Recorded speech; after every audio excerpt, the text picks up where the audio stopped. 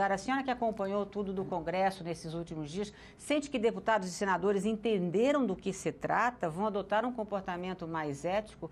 A senhora sabe que pertence a uma minoria lá dentro, né? Olha, Maria, internautas, o tema da reforma política aparece sempre como uma panaceia. Cada momento de uma crise, seja em relação à corrupção, seja em relação a outros aspectos da vida do país, então vem logo só com uma reforma política. Mas quando passa o clamor, passa a comoção de um determinado momento da vida do país, se esquece. Porque aquela casa não tem interesse em fazer reforma política. E tanto é que cada comissão especial que é criada, e eu já participei de duas nesse tempo de trabalho lá na Câmara, e a última, inclusive, sequer conseguiu aprovar o relatório final. E muito menos conseguiu pautar, seja o que fosse. No final, queriam pautar, fazer um fatiamento, fatiar a reforma por um ou outro ponto, que não dialogavam entre si. E uma reforma política é uma forma de um sistema, e um sistema formado de partes. E essas partes têm que estar compatibilizadas entre si para dar coerência e lógica ao sistema. Então, eu não tenho ilusões, não, a menos que a sociedade continue atenta, não evidentemente mantendo essa presença nas ruas, o que é impossível para quem precisa trabalhar. As cidades precisam manter o seu ritmo e a sua normalidade, mas, com certeza, se não se criarem mecanismos de vigilância, de acompanhamento, de pressão sobre o Congresso, eu não tenho ilusões, daqui a algum tempo já está tudo esquecido e a reforma política, mais uma vez, será adiada. Vamos ver se dessa vez é diferente. É por isso que algumas pessoas defendem uma constituinte exclusiva para fazer a reforma política. A senhora acha isso necessário? Eu não acho. Sinceramente, eu não acho, porque essa proposta é só pelo fato de não se reconhecer legitimidade e credibilidade no atual Congresso brasileiro. Mas isso, se houver uma pressão da sociedade e uma exigência de que as coisas aconteçam de outra forma, veja bem, se não se muda a questão do financiamento de campanha, ao se elegerem os constituintes para elaborar a reforma política, esse constituinte vai estar também sendo eleito sob as mesmas regras que hoje existem e que são elas que muitas vezes provocam problema de corrupção, do abuso do poder econômico para eleger os parlamentares. E não vai ser diferente, provavelmente, ao se elegerem constituintes para reformar o sistema político brasileiro.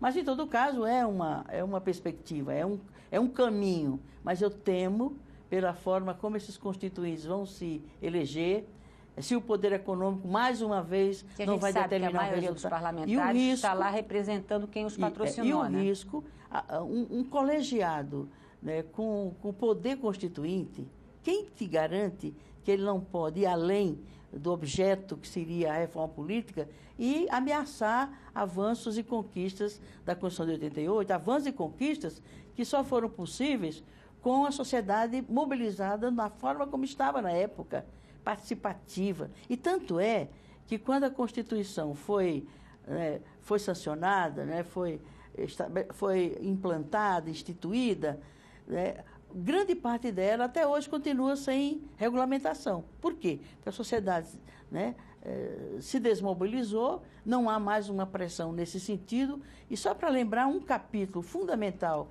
que é o capítulo 5º, que trata das comunicações, até hoje não foi regulamentado.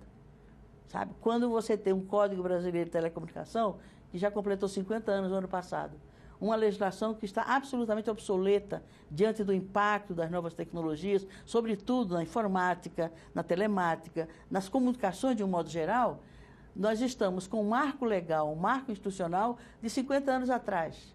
A Lei Geral das Telecomunicações, que é de 97, também está obsoleta. A Constituição de 88 não foi regulamentada. Portanto, é um verdadeiro caos. Quer dizer, tem que começar efetivamente a trabalhar. Dar conta daquilo que ainda está pendente em termos da legislação infraconstitucional, do ponto de vista do que se instituiu, que se aprovou da Constituição de 88. Portanto, até a própria Constituição de 88 ainda não se concluiu em termos da parte que complementa, né, que é a legislação infraconstitucional, não se completou ainda, porque o Congresso ainda não deu conta dessa tarefa, que é de regulamentar todos os artigos e todos os capítulos e títulos da Constituição de 88. Como é que agora você vai fazer uma nova Constituinte? Eu tenho meus receios. Agora, embora não descarte a hipótese de que seja o único caminho que eventualmente se perceba nessa conjuntura. Deputada, não falta um pouco de compreensão por parte de quem está nas ruas a respeito de parte também do empresariado brasileiro que vive só de benefícios e de dinheiro público? Porque a gente sabe se há políticos corrompidos, há empresários que os corromperam, não? Não tem nem dúvida, né? Que são os interesses e os privilégios. E se você não tem regras muito claras e regras discutidas, inclusive com a participação da cidadania como um todo, da sociedade civil, é evidente que esses privilégios se reproduzem, né? E os controles sobre esses privilégios não existem ou deixam de existir. Então, com certeza, temos que apelar aos empresários, portanto, ao poder econômico, um sentimento, uma solidariedade com o país, com a sociedade como um todo, e todos se beneficiarão. Eu me lembro que na época em que a gente discutia, né, um acréscimo do IPTU, para fazer o IPTU progressivo, para ter um excedente de receita, para enfrentar o problema da tarifa de ônibus e mais escolas para as crianças, eu zeraria, se aquela meta fosse cumprida, né, no orçamento do penúltimo ano do meu governo, eu teria zerado o número de vagas nas escolas municipais de São Paulo. Todas as crianças teriam assegurado uma vaga numa escola com a qualidade que era aquela que existia, não por mérito meu, por mérito da equipe de professores, da equipe que dirigia a educação na cidade, Paulo Freire, depois Mário Sérgio Cortella, quer dizer. Então eu dizia para os empresários, olha, aquilo que eventualmente vocês deixem de dar ao poder público, né, para investir em políticas públicas, de educação, de tarifa de coletivo, isso vocês terão que, no futuro, investir em quê? Em muralhas, em segurança particular. Quando, se você melhora a situação de vida das classes populares, você diminui a possibilidade de violência, de criminalidade, de marginalidade. Essa compreensão, lamentavelmente, ainda não existe. A concentração de renda no país é uma das mais absurdas e maiores do mundo. Não se distribui renda no país. Você faz transferência. Inclusão aí de pessoas para a classe média, que é claro, tão enaltecida pelo governo mas Lula e isso Dilma. Não é distribuição de renda, é transferência de renda, é diferente. Transferência de renda, você tira dinheiro da saúde, da educação, da infraestrutura, etc., e reforça um programa de assistência social, que as pesquisas do próprio IPEA está indicando que não está emancipando as pessoas. As pessoas estão voltando para o mesmo estágio de miserabilidade em que estavam antes de entrarem nesse programa. Com outra consequência, o programa, por exemplo, de agricultura familiar, que produz uma economia de subsistência, mas é altamente organizativa do ponto de vista da vida comunitária, de promover essas pessoas.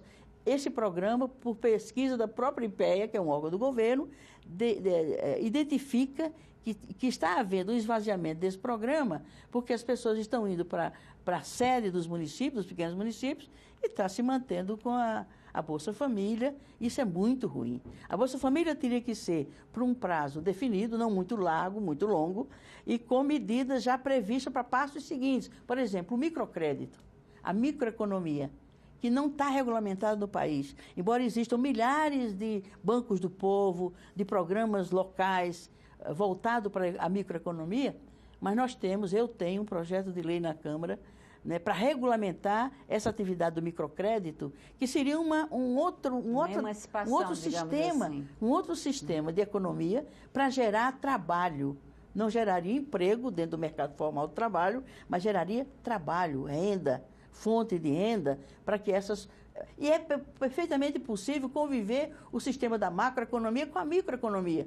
Mas a macroeconomia ela é tão insensível, né, a uma economia mais socializada, mais democrática, que não permite, a área econômica do governo Dilma não tem permitido que essa iniciativa de lei que está lá na Câmara, com o concurso, inclusive, de companheiros do PT, né, não consegue ser aprovada para regulamentar a atividade do microcrédito, que seria uma alternativa à continuidade ou o segundo passo da Bolsa Família. Lamentavelmente, há uma insensibilidade, uma incompreensão de mudar, de ousar, de criar soluções novas, ousadia. Precisa ousadia, mas não se mantém aquela mesma economia nos marcos da globalização econômica, com aquelas regras do neoliberalismo, e não se ensaia, não se experimenta, né, iniciativas e soluções que o próprio povo já está descobrindo e já está usando como um meio de sobrevivência